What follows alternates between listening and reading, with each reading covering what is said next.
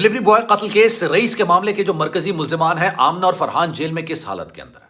आमना तो इस वक्त आधी पागल हो चुकी है, मतलब उसको जहनी मरीजा कहा जाए तो ज्यादा बेहतर होगा। और फरहान ने 5 से 7 किलो वेट कम कर लिया। ये दोनों जेल के अंदर जिन हालात के अंदर हैं, और ये हालात किसी और के बनाए हुए नहीं है। अभी मैं आपको आमना की कुछ हवाले से चीजें बताऊंगा जो जेल के अंदर से बड़ी होशरुबा चीजें निकलकर सामने आई। परेशान कौन मनाजर हैं, परेशान कौन चीजें हैं, क्योंकि फरहान को इस बात का अंदाजा हो गया कि भाई उसको जो चोट पहुंचाई गई है उसको इस हाल के अंदर लाया गया जहां पर उसके बच्चे रोड पर रुल रहे हैं, वो जेल के अंदर बैठा हुआ है, उसकी नौकरी, उसका अच्छा पैसा, उसकी गाड़ी, उसका घर, सब कुछ मलिया मेट हो गया। और किसकी वजह से हुआ? जिससे 8 साल पहले उसने शादी की थी। शादी के बाद उसने तमाम मजे रईस से कर लिए, उसके बाद उस बच्चे को मरवा दिया मेरे हाथों।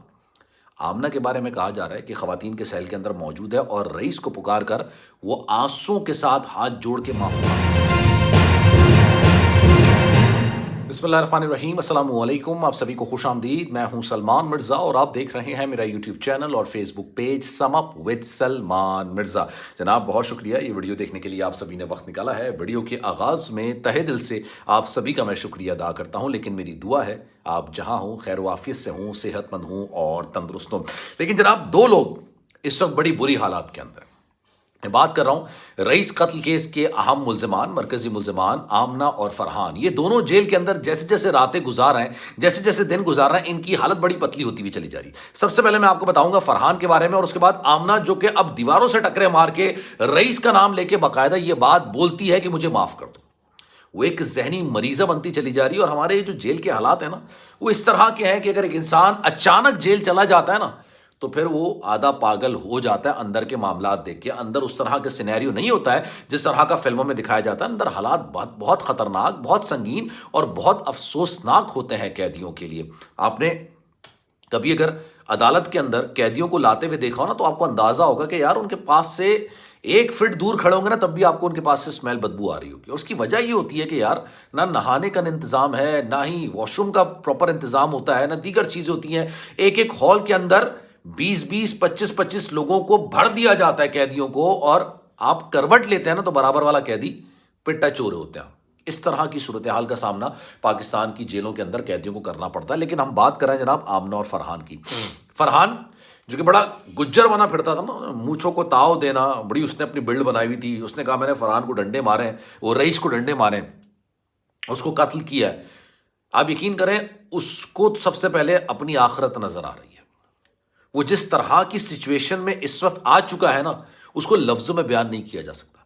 2 तरीके से आपका फैट लॉस होता है, आपका वजन गिरता है। एक, जब आप एक्सरसाइज कर रहे हो, जॉगिंग कर रहे हो, और उसके बाद आप डाइट अच्छी रख रहे हो, तो आपका वजन कम होना शुरू हो जाता है, और उसको सबसे बेहतरीन वजन कम करना कहते हैं। लेकिन दूसरा वजन जो कम होता है ना, वो आपको टेंशन से होता है, आपको जहनी तनाव से होता है, आपको परेशानी से होता है। जिस तरह के हालात में आप होते हैं और उन हालात को आप फेस नहीं कर रहे होते हैं, उसकी वजह से आपका रैपिडली, बहुत तेजी के साथ आपका वजन गिरता है। और यकीन कीजिए उसी के दौरान ये डायबिटीज और शुगर की बीमारी होती है।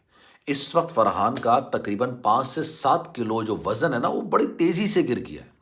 उसके चेहरे पर ऐसे आसार आने शुरू हो गए हैं कि उसको अंदाजा हो गया कि उसका अंजाम क्या होने जा रहा है। और उसको इस बात का भी एहसास हो चुका है। सबसे बड़ी बात ना, सोने पे सुहागा, सबसे बड़ी बात यह कि उसको यह एहसास हो चुका है कि यार इस सारे मामले के अंदर ना उसने जो किरदार अदा किया, वो ताश के पत्तों के अंदर जो जोकर होता है ना, उसका किरदार अदा किया।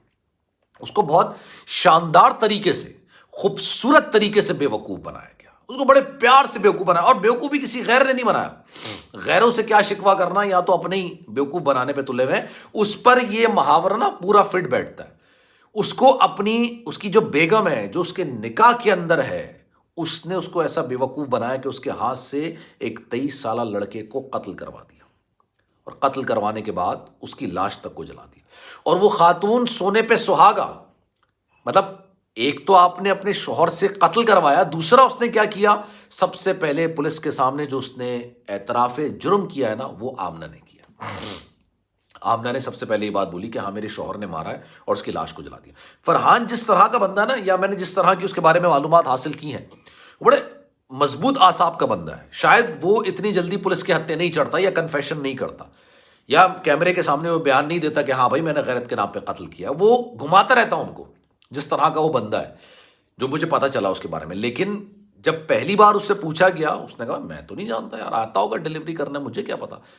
آمنہ سے جب پوچھا تو ان کے پسینے چھوٹنے شروع ہو گئے، ان کی حالت خراب ہو گئی، ان کو لگا کہ بھائی ان کو اگلے ہی لمحے پھانسی کے پندے پر لٹکایا جا رہا ہے۔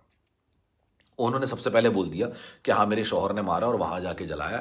اسی وقت فرحان کو گرفتار کیا گیا اور اسی وقت اس مقام پر لے کے گئے جہاں سے پتہ چلا کہ بھائی اس کی لاش کو جلایا گیا تھا۔ یہ تو فرحان کی سچویشن ہو گئی۔ آمنہ اس سارے معاملے کے اندر ایک وہ عورت ہے جو کہتے ہیں نا، عورت کے نام پر دھبا ہو جاتی ہے کبھی کبھی۔ عورت کی سب سے بڑی دشمن ہوتی ہے۔ عورت گھر کو جنت بھی بناتی ہے اور دوزخ بھی بناتی ہے۔ یہ تمام محاورے کیوں ہوتے ہیں؟ یہ محاورے اس لیے ہوتے ہیں کیونکہ جیتی جاگتی زندگی کے اندر اس کی مثالیں موجود ہوتی ہیں۔ آمنہ اس کی زندہ مثال ہے کہ ایک عورت گھر کو جنت بھی بناتی ہے اور اس کو دوزخ بھی بنا دیتی ہے۔ آمنہ نے نہ صرف اپنا گھر توڑا بلکہ ایک بندے کو بھی بھڑکا دیا، اس کو بھی بیچارے کو موت کے گھاٹ اتار دیا، اور ظلم کی انتہا دیکھیے کہ اس کے گھر والوں سے اس کے آخری دیدار کا حق تک چھین لیا۔ اب اس وقت وہ انتہائی بری حالات کے اندر ہے۔ فرحان کو یہ بات سمجھ آ گئی کہ بھائی ہمارے ساتھ بہت بڑا مذاق ہو گیا۔ مذاق کسی اور نے نہیں کیا، مذاق میری اپنی بیوی نے کیا۔ وہ جب میں گھر پہ نہیں تھا تو انہوں نے ساری عیاشیاں کر لی، سارے مزے لوٹ لیے، ساری تمام چیزیں کر لی، اور اس کے بعد میرے ہاتھ تو ایک بچے کا قتل کروا دیا۔ اس بچے کا قتل کروا دیا جس کے نام پر یہ کہا گیا تھا کہ بھائی یہ مجھے تنگ کرتا ہے۔ اصل میں اس کو تنگ نہیں کرتا تھا، بلکہ وہ تو اس کے ساتھ ریلیشن شپ میں تھی۔ اب آمنہ یہاں سارے معاملے کے اندر نا آئسولیٹ ہوتی چلی جا رہی ہے۔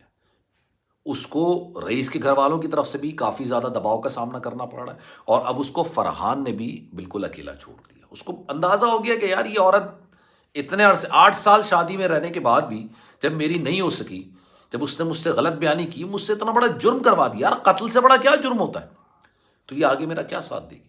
اس کو فرحان کو یہ اندازہ ہو گیا نا کہ یار میرے بچے رل گئے، میں رل گیا، میرے والدین رل گئے، اچھی نوکری تھی، اچھا گھر تھا، اچھے پیسے تھے، سب کچھ ملیا میٹ، سب کچھ مٹی کر کے رکھ دیا اس عورت نے صرف اپنی خواہشات کی وجہ سے۔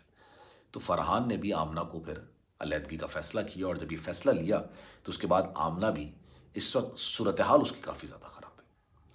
آمنہ بھی اب رئیس کا نام لے کے اس سے معافیا مانگتی رہتی ہے، جیسے پہلے وہ معافیا مانگنے کی بات کرتی تھی۔ وہ آدھی پاگل ہو چکی ہے، شاید ذہنی مریضہ اس کو قرار دیا جائے، اور اس کی وجہ سے اس کو اسپتال منتقل کر دیا۔ جاتی ساتھ تو اس کو دورے پڑنا شروع ہو گئے تھے۔